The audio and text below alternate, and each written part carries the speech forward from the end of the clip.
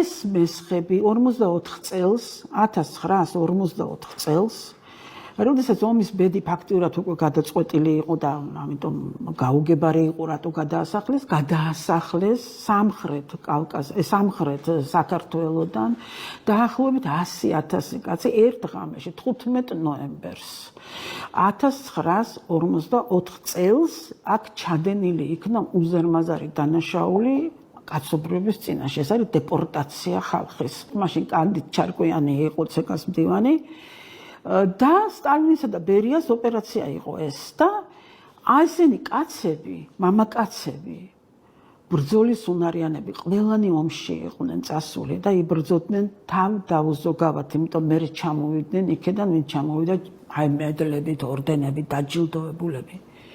და აი მათ ცოლშვილს პატარა ბავშვებს, ქალებს, მოხუცებს და ასე შენ მოუსვეს ხელი და სატვირთო მანქანით, რომელთაც ცხოველები გადაყავდათ და გადმოყავდათ ხომ დახურული უფანჯრებო ასეთი მანქანით მეთქი მატარებლით, ჩაყარეს ამ მატარებელში და გაუყენეს შუა აზიისაკენ გზას და არ ვიცი თვენახევარი მიდიოდა თუ ერთი მატარებელი სადაც არც აერი იყო, არც არაფერი, წარმოუდგენელი სისასტიკის ოპერაცია განხორციელდა.